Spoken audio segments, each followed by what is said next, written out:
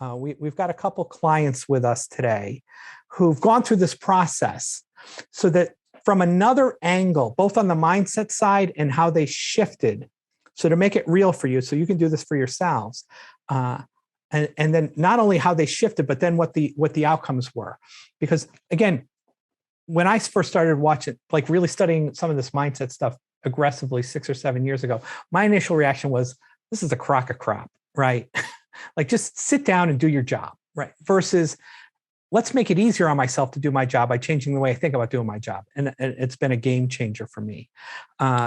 So Julie, I see you're here. Let's start with you, Julie Woodworth. Hey there. Hi, good to see you again. Good to see you. Hey. Hello, everyone. So Julie, why don't you just tell everybody a little bit about who you are? And you started, if I remember, last December. I did. I've been in this program about 10 months now. I've had some wonderful conversations with Francis over that time. And just to give you a little background about what I thought, my mindset was that recruiting is hard. And if it were easy, everybody would do it. So that was my mindset coming in. And Francis has really helped me work through that. So why don't you how did you break that down to shift from, because one of the things you wrote about or that artist wrote about for you was you're back in love with your business or in love with your business. Oh, yeah, totally. Now I've kind of gotten to the point where I can say that I can recruit with flow and ease. And Francis will recognize those terms. They're from her. Thank you for those.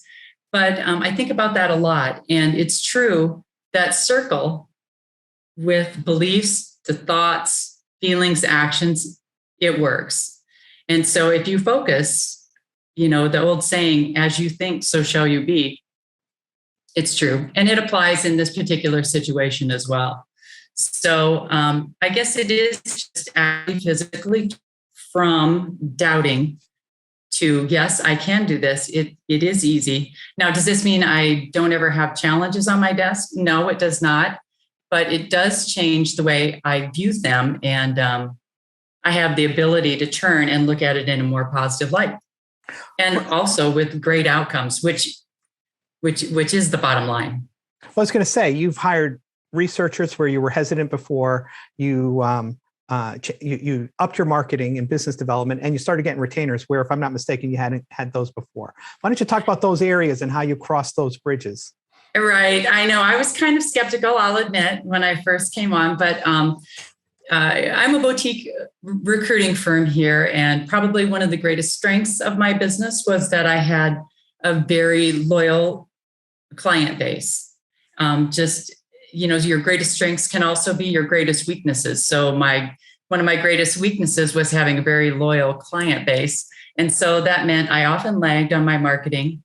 And this beginning with Fast Start in December, it was a reset for me because it really pushed me out of my comfort zone.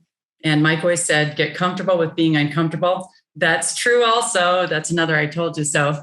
But it really has worked. And I have new clients. And I can't believe if you would have told me 10 months ago that I would be taking job orders the way I do now and asking for a minimum of a deposit, or if not full retainage terms. I'm not sure if I would have believed you, but here I am. So for you to shift from contingency, because I don't know if you were watching when Chris talked about it, and again, Chris, I'm not pushing retainers on you. Do you feel any performance anxiety? I know when I took retainers, I was like, okay, I got to fill this. I got serious. Don't get me wrong. That feeling's there. But are you worried about not filling them? Never. Okay. No. And I was, previous to this program, I had taken retained searches before.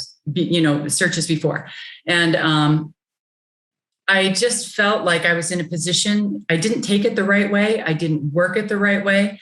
I didn't ask the right questions to qualify this search to put me in a position where I can fill that role. So what are some of the questions, and Kathleen's going to cover this a little bit tomorrow too, but what are some of the questions and some of the shift in the way you ask questions that increase the likelihood of you getting money up front? Probably one of the key questions that has been really pivotal for me was how much is this position costing as it's being left open? And, it's amazing. So many people cannot answer that question, especially if you're working with HR.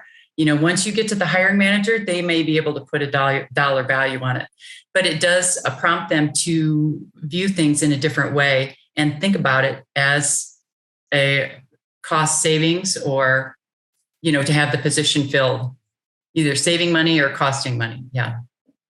Does that make sense? And that's absolutely because one of the reasons their mindset on retainers is, why should I give you money up front when I've got 4 other people that'll work 20% contingent?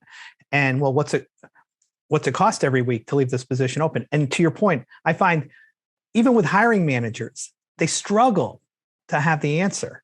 And I used to go, and if you're not doing this now, Julie, this is just a way to take it to another level. You don't know that? Like, I would sit there almost like their teacher. You don't know that? Like, they're the only one who doesn't. And it does help get the retainer a little, because you look like more of an expert. And I was actually surprised at how easy it came, to be honest. And I don't mean to be flip about this at all, but when I asked the questions, and I did use the processes that you taught here. And when I got to the part where it talked about fee and compensation, they were asking me to do this. So it was funny. And I was thinking, great. I'll send that right out. Because it's a natural progression when you follow the right process. It is. And yeah. And then the other thing Ardith was talking about, talk about how you incorporated metrics to give you the predictability, because she said you're on target, like with your metrics, to hit your goals. I am. And this is exciting to me. I've never really tracked things in my business before, just basically resume submittals and then placements. I never kept track of marketing calls, recruit calls, that kind of thing. And I most certainly didn't pay much attention to first-time interviews. And here again, this is another shift in your thinking. Instead of always focusing on the placement, you focus on these first-time interviews. And they do fall in line. And I'm sure you have, years and years of data to back that up. I guess that's probably one of the things that's most advantageous about this program. There's a lot of experience behind very successful recruiters on this team. And that's been great to be able to have access to that knowledge. So I want you to say that again, not about the team, about that when I track the interviews, yeah, the placements happen. Yeah, well, I'm someone who hasn't used a lot of metrics, but the thing that metrics does, then it allows you to plan for the future. I had never thought about my business in 3 years. I just hadn't. I'll confess. I hadn't thought about it in 5 years, but now starting out at 5 years and then backing up, that allows me to be able to plan. And to plan in such a way where I can hit my goals. Awesome. Any question? And Francis, if you can think of a question, I'm just putting you on notice. Any question, Julie, that I didn't ask you that I should have, and that you want to answer? Ooh, wow. Boy, let me see. One thing I was able to attend the Boston Mastermind last June. That was terrific. We had a great dinner that night too. We did have a great dinner. It was awesome. But Kathleen shared some fantastic information there. We really focused at that particular session on flawless execution. And it was something that I particularly needed as far as a candidate during the search process each time. So highly valuable. You're going to love the upcoming one because we're going deeper on vision. Perfect. I will be there. Deeper on vision. Mm-hmm. Francis, anything come up for you? Yes. So I really just appreciate, Julie, you've done such phenomenal work and the impact for your clients and candidates. It's been so fun being a small part of your journey. One thing that you didn't talk about, which I think would be very helpful for a lot of people here on the call to know, is we're all visual learners, or some of us learn in different formats, but we're all visual creatures. And so I remember one call in specific where you were struggling with, now this is a recruiter strategy thing, so I stay blank slate. It was a script, it was something. And we asked the question, what needs to be true in order for you to shift from struggling with this to being able to implement this with ease and flow. And you drew it out and you sent me the drawing. Could you talk a little bit about that? Because that was a really cool, pivotal moment. I have that. You do? Oh, I love it. Oh, yeah. Oh, yeah. For everyone on this call, think about, like, we've all been driving for decades, but imagine the pandemonium if we didn't have stop signs and 35 here, 65 here. It would be chaos to get from your house to the grocery store. And so that's a really cool thing. We break things down, and she did it in such a neat way here.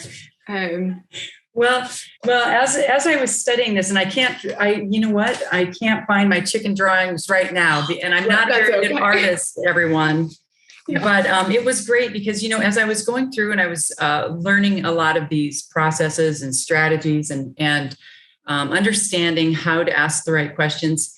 And, I've been recruiting a long time, so I asked a lot of those before, but I didn't ask them in this particular way. And just a few tweaks really made a difference. And I was surprised about that. But again, one thing that I was having problems as I was on the phone with client companies sometimes, I would be a little bit nervous, kind of, when the hiring manager would talk and, we'd go to different areas on the intake form. I might kind of struggle a little bit. So Frances had me actually draw out in pictures, and it was pretty good. It was just something that I can refer to and look at now and see the whole process and making sure I'm not going to forget any kind of question that would be pertinent to filling that role. Mm-hmm.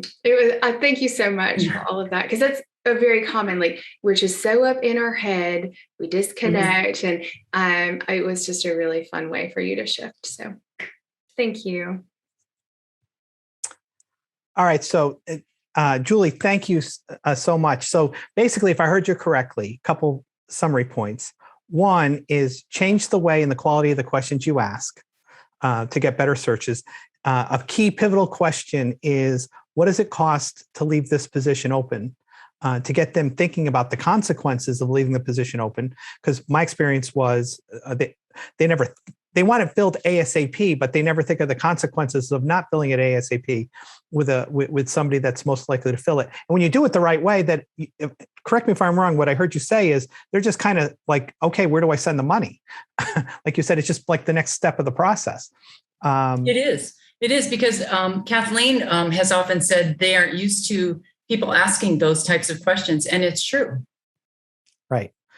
And that tracking your metrics not only gives you peace of mind of knowing good or bad week you hit your interviews, but now you can plan for the future. That's exactly it. And I didn't realize, and my numbers, since I've only been in this for 10 months, they're still changing. I'm getting a little tighter in some areas, and I can still see where, I need to focus efforts elsewhere. So still a work in progress, but it definitely is a key point to planning. Awesome. Congratulations. We're all very proud of you.